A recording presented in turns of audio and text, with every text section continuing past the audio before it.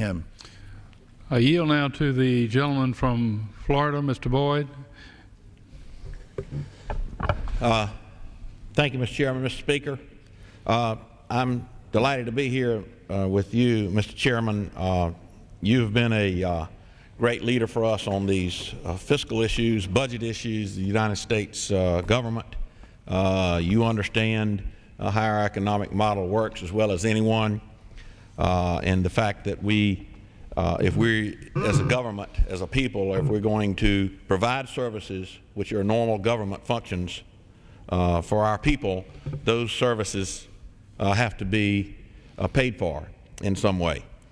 You know, Mr. Speaker, I came to this Congress 12 years ago last month, having campaigned on much on the idea of fiscal responsibility. At that point in time, this Congress and the administration, Congress controlled by Republicans, administration in the hands of a Democrat, they were working very hard to solve a serious fiscal problem that was inherited in 1992 by the then new Clinton administration. And this Congress and that administration worked hard.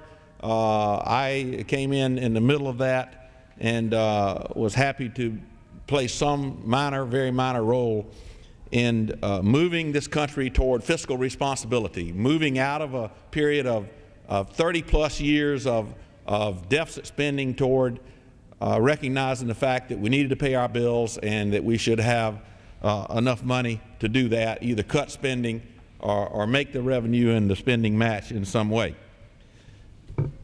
In 4 short years, by 2001, when President Bush took office, this country had moved to a surplus situation that you heard described here. Surpluses as far as the eye could see. We had our budgets in balance.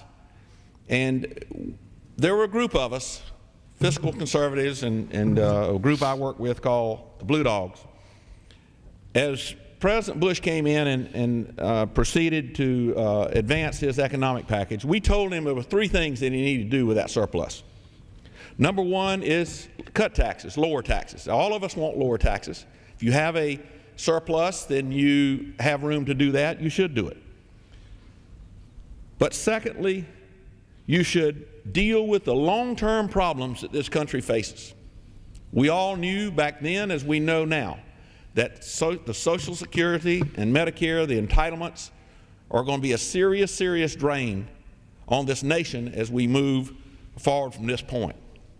Much more critical now than it was even back then.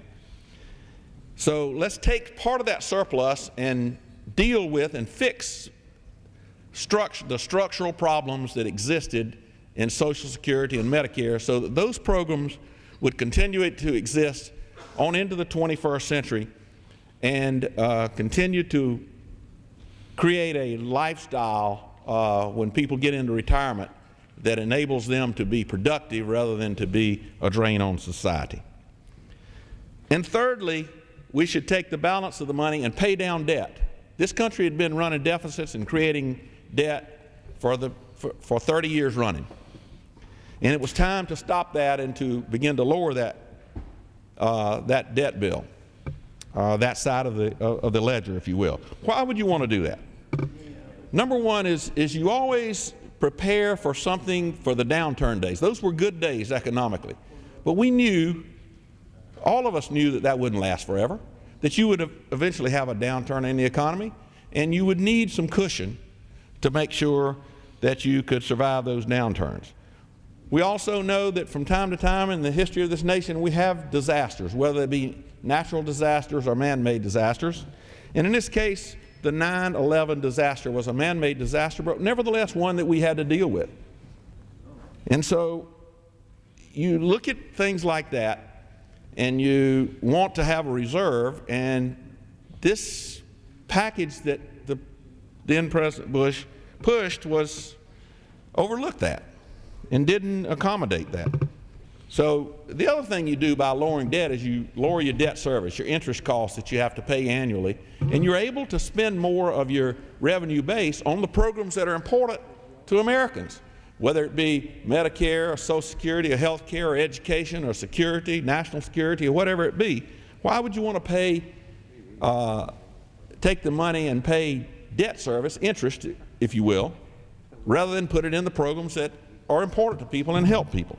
So we explained all this to the president and to his team, his OMB director and his vice president. They kind of made fun of us and said, oh, no, we're going to have plenty of money. If you pay down debt, you'd pay it down too fast, and there would be prepayment penalty problems, and gosh knows, I wish we had that problem today.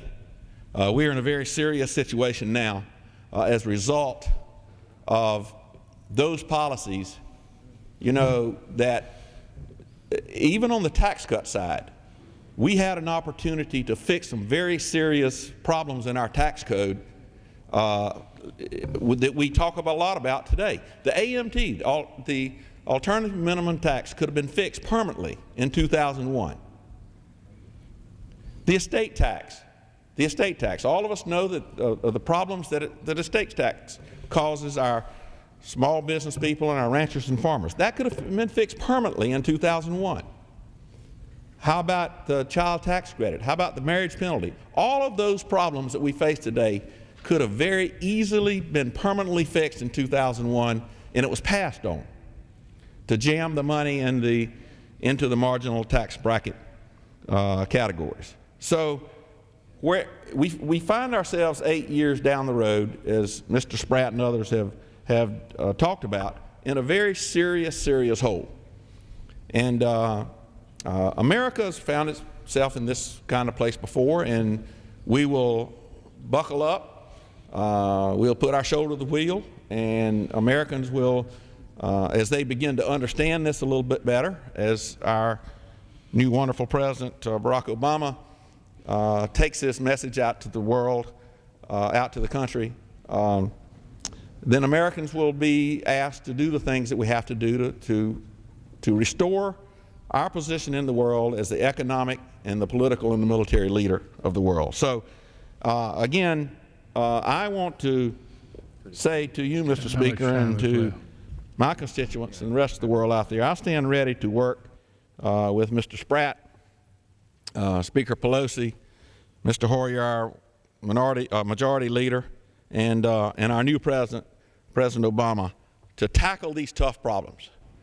Some tough decisions have to be made in the coming months as to how we blunt the effects of this economic downturn, how we soften the impact, how we shorten the length of the economic downturn. It's going to be a very difficult thing to do, and it's going to be painful, but we can do it.